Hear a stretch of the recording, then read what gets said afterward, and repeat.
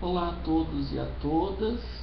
Então, nesse vídeo eu vou falar um pouquinho sobre biofeedback e análise do comportamento, que é a abordagem psicológica na qual eu utilizo para compreender fenômenos humanos.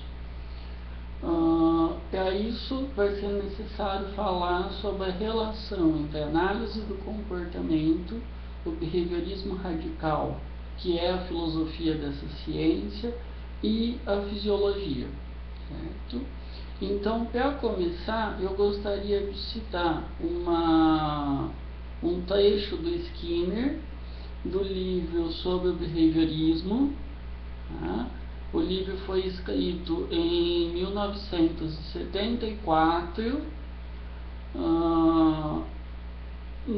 e o trecho que eu vou citar é o início do capítulo 2, cujo título é O Mundo Dentro da Pele. Então, Skinner começa dizendo assim, na página 23, abre aspas, uma pequena parte do universo está contido dentro da pele de cada um de nós. Não há razão de ela dever ter uma condição física especial por estar situada dentro desses limites, e eventualmente haveremos de ter uma descrição completa dela, descrição que nos será fornecida pela anatomia e pela fisiologia. Então a gente já começa a entender que o Skinner ele vai dar assim um papel, uma importância para as ciências como anatomia e fisiologia, para se entender o que acontece no mundo dentro da nossa pele, o que acontece dentro de nós enquanto organismos que se comportam. Ele não negligencia essas duas ciências, ele não diminui a importância dessas duas ciências. Porém, continuando, o Skinner vai dizer, todavia, no momento, e aqui eu coloco uma citação minha, no momento significa em 1974, no momento não dispomos de uma descrição satisfatória, ou seja, ele está dizendo que até então a anatomia e a fisiologia não têm conseguido encontrar respostas satisfatórias para questões referentes ao que acontece dentro da pele do organismo que se comporta. E por isso parece ser mais importante que entremos em contato com ela de outras maneiras. Nós a sentimos e, num certo sentido, a observamos, e seria loucura negligenciar tal fonte de informação só por ser a própria pessoa a única capaz de estabelecer contato com seu mundo interior. Não obstante, nosso comportamento ao estabelecer esse contato precisa ser examinado. Então, nesse trecho, o Skinner vai deixar claro que até 1974, a anatomia e a fisiologia não tinham evoluído o suficiente para fornecer informações satisfatórias a questões relativas ao comportamento privado, ao comportamento encoberto, aquele comportamento que só pode ser observado pelo organismo que se comporta, ou seja, aquilo que acontece dentro do nosso organismo. O Skinner também vai alertar que uma das fontes mais importantes de se ter acesso é estudando o comportamento, de perceber o que acontece dentro do organismo. Então, com isso, tal objeto passa a ser objeto de estudo não só da anatomia e da fisiologia, que até então tinham informações insuficientes sobre a temática, mas passa a ser objeto de estudo também da psicologia e da análise do comportamento. É interessante que Skinner não negligencia o que acontece dentro de nós, indivíduos que se comportam. Pelo contrário, ele deixa claro nesse trecho uma crítica ao positivismo e a ideia de que é necessário a observação dupla como método científico. Não, pode ser necessário somente a observação do indivíduo que se comporta, isso não pode ser negligenciado. Até 1974, realmente a fisiologia não tinha alcançado o avanço que se obteve na década de 90 em diante, tá? Na qual Skinner, infelizmente, não pôde ter acesso por conta de seu falecimento. Logo, o que acontece dentro do nosso organismo é sim importante para a análise do comportamento, é sim uma fonte de informação importante, principalmente para a prática clínica. Com isso, entender o que acontece dentro do organismo é de fundamental importância. E para isso, até então, o Skinner ele vai ver somente duas possibilidades.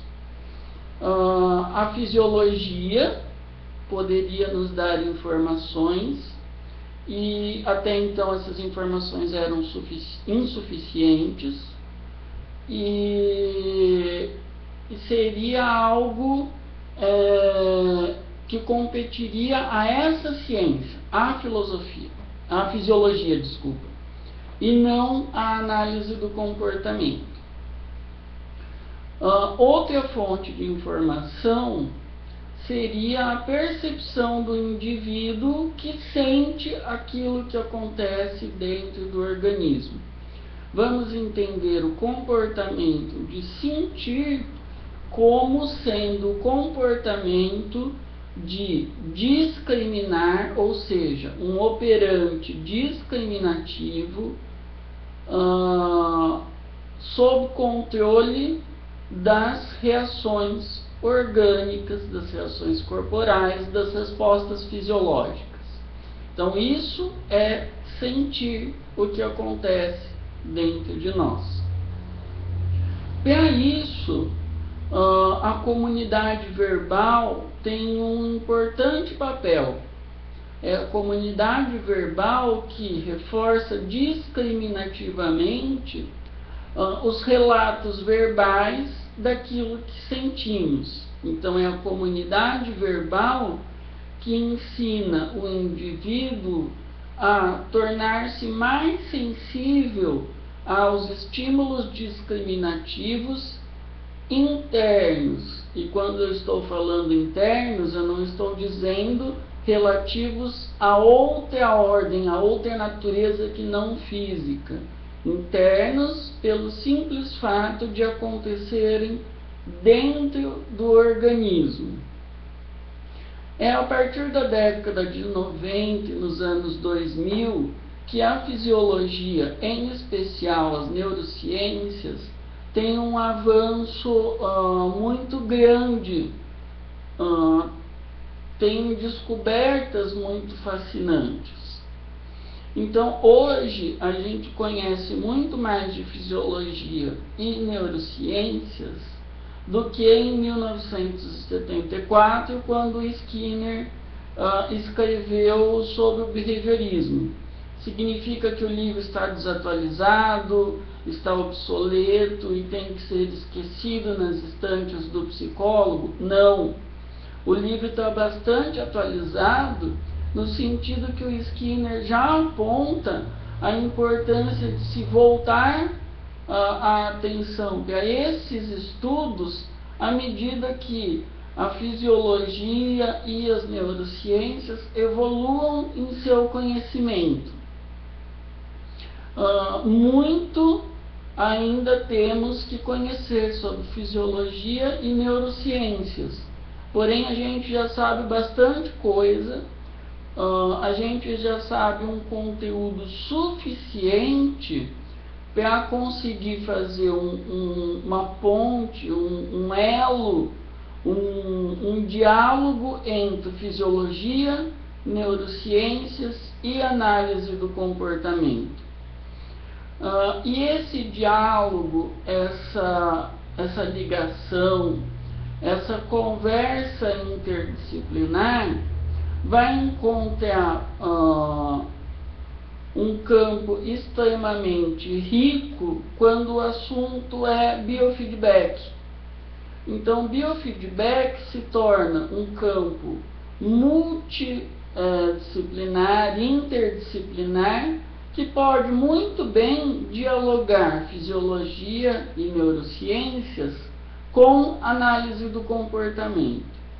Então, a partir das técnicas de biofeedback, é possível medir reações fisiológicas, respostas fisiológicas, transformá-las em dados que são acessíveis ao organismo que emite essas respostas fisiológicas,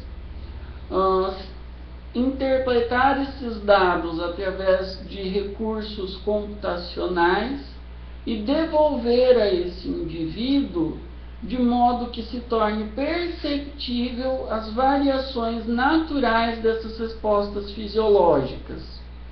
Dessa forma, o computador adquire de uma maneira bastante refinada um papel que até então seria tido única e exclusivamente como papel da comunidade verbal. Que papel é esse? O de reforçar discriminativamente tanto o relato verbal daquilo que acontece dentro do organismo, quanto o de colocar as respostas fisiológicas sob controle operante, sendo o computador o agente responsável por consequenciar, ou seja, por fornecer feedback às alterações fisiológicas que acontecem no organismo. Com isso, é possível planejar programas de treinamento para mudanças de respostas fisiológicas que acontecem dentro do organismo. E essas respostas incluem respostas fisiológicas no âmbito neurológico. E daí a gente tem uma modalidade de biofeedback mais complexa, conhecida por neurofeedback, que é uma especialidade do biofeedback. Com isso, o treinando, aquele indivíduo que está treinando o biofeedback, ele passa a ter acesso ao que acontece dentro do corpo dele através da utilização de recursos computacionais. Por que isso é importante? Nós, analistas do comportamento, não entendemos o que acontece dentro do organismo como sendo causa do comportamento manifesto, mas sim como sendo parte do comportamento. Logo, por que não uma parte do comportamento que também necessita ser modificado? Vamos lembrar que o que modifica o comportamento, que o instrumento de trabalho do analista do comportamento são as contingências de reforçamento em operação. E com isso, o computador se torna uma fonte bastante rica para se manipular contingências de reforçamento, nesse caso, para a modificação dos comportamentos encobertos. E nesse caso eu estou chamando de comportamentos encobertos as respostas fisiológicas. Quais respostas fisiológicas? Inúmeras, inclusive respostas da ordem neurológica, como frequência elétrica de ondas cerebrais, amplitude de ondas e por aí vai. Irrigação sanguínea no encéfalo, também outras respostas fisiológicas, como a condutância galvânica da pele, que é nada mais nada menos do que a transpiração enquanto medida quantitativa, variações na frequência cardiorrespiratória, variações na temperatura de extremidades do corpo, entre outras. Existem várias modalidades de biofeedback. Com isso, quando eu meço essa resposta fisiológica e as suas mudanças, eu estou consequenciando de forma discriminativa tanto as mudanças no âmbito fisiológico, quanto as mudanças no âmbito público, no âmbito manifesto, na qual seria muito sutil para a comunidade verbal adquirir esse papel de consequenciador discriminativo, vamos dizer assim. Quando eu estou utilizando neurofeedback, por exemplo, no qual eu meço ondas eletroencefalográficas, eu estou partindo de dois pressupostos. O primeiro é de que determinadas ativações encefálicas estão relacionadas tanto a comportamentos públicos quanto a comportamentos privados. Logo, essas alterações são medidas quantitativas bastante exatas do comportamento, seja ele público ou privado. E se eu produzo modificações nessas variáveis quantitativas, eu estou ao mesmo tempo correlatamente produzindo modificações no comportamento, seja ele público ou privado, que está correlato a essa mudança neurofisiológica na qual eu pretendo com o treinamento neurofeedback. Esse é o primeiro pressuposto para se relacionar biofeedback, principalmente neurofeedback, com análise do comportamento. O segundo pressuposto é que, ao alterar fisiologicamente um organismo, um indivíduo, que ao produzir mudanças fisiológicas, mudanças, nesse caso, principalmente neurofisiológicas, eu estou transformando, eu estou modificando o organismo, o indivíduo que se comporta e responde às contingências em operação. Logo, aquele organismo modificado, que é diferente do organismo anterior ao treinamento biofeedback e neurofeedback, passa a responder de forma diferente às contingências em operação, tornando mais ou menos sensível a ela. Logo, alterações fisiológicas podem aumentar ou diminuir o poder reforçador de uma determinada consequência, podem aumentar ou diminuir a magnitude de estímulos discriminativos e, dessa forma, alterações biológicas, sejam elas fisiológicas no âmbito mais global ou neurofisiológicas podem atuar, podem funcionar como operações estabelecedoras que alteram a função das contingências de reforçamento em operação. Então, é basicamente seguindo esses dois pressupostos que é possível se fazer um diálogo interdisciplinar entre neurociências, entre fisiologia e análise do comportamento.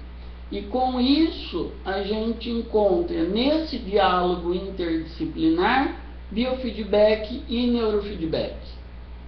Desta forma, essas práticas, a do neurofeedback e a do biofeedback de uma forma geral, podem muito bem estar associadas à prática clínica do analista do comportamento.